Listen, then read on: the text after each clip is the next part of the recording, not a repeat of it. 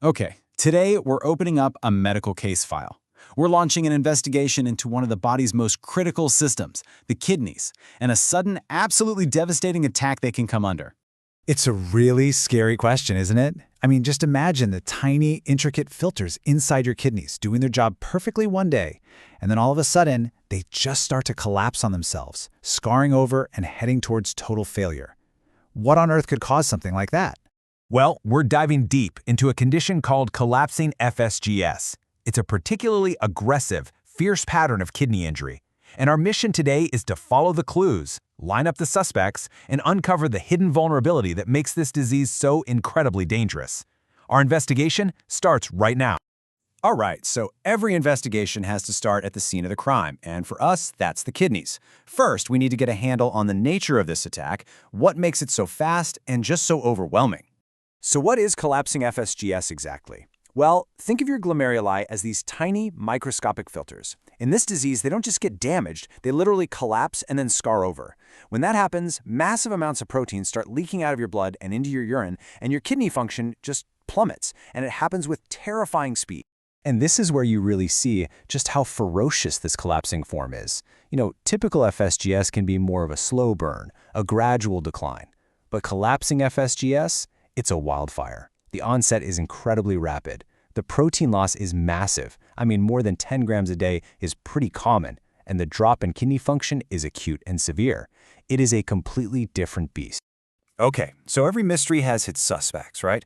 And in this case, the triggers are a pretty diverse lineup of factors, both environmental and biological. What's so important to understand here isn't just what they are, but the fact that they're a variety, from viruses to drugs, tells us something. It points to a deeper, shared vulnerability that they're all exploiting.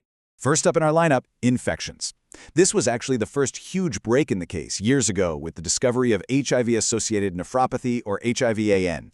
And much more recently, we've seen a big surge linked to COVID-19, which created this new term, COVAN. But other viruses, and even some bacterial infections, can be the instigator here too. Next in the lineup, we have certain drugs and toxins. Things like high doses of bisphosphonates, which are used for bone conditions, have been linked to it. Same with interferon therapies, anabolic steroids, and even some really cutting-edge cancer treatments like CAR T-cell therapy. In that case, the massive immune reaction it causes, a cytokine storm, can be the trigger. And that brings us to our final suspect, the body's own immune system basically turning on itself. Autoimmune diseases like lupus are a huge culprit here. Collapsing FSGS often shows up right in the middle of a bad flare-up. And really, any condition that causes that massive, uncontrolled immune response, that cytokine storm we mentioned, can pull the trigger. But here's the twist in the story. Millions and millions of people get these infections or take these drugs, but only a tiny fraction of them ever develop this specific devastating disease. So that tells you the triggers, they can't be the whole story. There has to be a deeper vulnerability, a clue hidden in the one place we haven't looked yet, our own DNA. And this next clue, well, this is the breakthrough. This is the discovery that completely changed how we understand this disease. It's the discovery of a specific genetic fingerprint. The entire investigation ultimately pointed to a single gene, APL1. What researchers found was that two specific high-risk versions of this gene are really common in people of West African descent.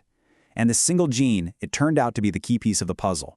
It explains who is most susceptible when they come face-to-face with one of those triggers. And this discovery revealed something absolutely fascinating, a classic evolutionary trade-off. It begs the question, why would such a risky gene become so common in the first place? Well, the answer is protection. It turns out these high-risk APOL1 genes evolved because they gave people resistance to African sleeping sickness. But that protection came at a steep price, a profound vulnerability to severe kidney disease. And the evidence for this genetic link is it's overwhelming, especially when you look at a recent trigger like COVID-19. In cases of COVID-associated kidney collapse, or COVAN, the numbers are just staggering. One study found that a full 94% of patients had these high-risk APOL1 variants. I mean, let that sink in for a second. 94%. That's not just a correlation. That's a smoking gun. Okay, so you've got this genetic predisposition, and you've got a potential trigger. So how do doctors in the real world move from just a suspicion to getting definitive proof? Well, the first clues are usually what the doctor sees, things like severe swelling and signs of acute kidney injury. Then the lab tests come back showing that massive amount of protein in the urine. But to get the final definitive answer, there's really only one way. They have to do a kidney biopsy. A pathologist has to physically look at the tissue under a microscope and see the damage, see those collapsed filters with their own eyes. It's the only way to be 100% sure. So once that diagnosis is confirmed, the fight begins. And believe me, it is a tough fight with a really challenging prognosis and a very complex treatment landscape. Right now, the main weapons in the arsenal are powerful drugs that suppress the immune system, like glucocorticoids. The idea is to calm down the intense inflammation that's driving all the damage. But these are heavy-duty drugs with their own serious risks, so it becomes this incredibly difficult balancing act for doctors who are trying to save the kidneys without causing other harm to the patient. And this is absolutely a race against time. For patients with collapsing FSGS, the average time from when they're diagnosed to when they reach end-stage kidney disease, meaning they need dialysis or transplant, is just 13 months. Compare that to the typical form of FSGS, where it's 63 months. The clock is ticking nearly 5 times faster. The outcomes are often grim. In one big study, 48% of patients with the collapsing form ended up with end-stage kidney disease. That is nearly double the rate for patients with the non-collapsing type. Basically, a coin flip chance of total kidney failure. But, and this is a really important but, our story doesn't end there. Uncovering the APOL1 gene wasn't just about solving a medical mystery. It was about finding a brand new target. This knowledge is a genuine game changer, and it's already paving the way for precision drugs like inaxaplin, which is an investigational therapy designed to directly block the harmful effects of that high-risk APOL1 protein. So that brings us to our final thought. Our investigation took us from a mysterious, terrifying illness all the way down to a specific genetic variant, a compromise that was forged by evolution millions of years ago. Now that we've found this genetic fingerprint, the real question is, can we finally turn the tables on evolution? Can we design a smarter, more targeted weapon to fight back?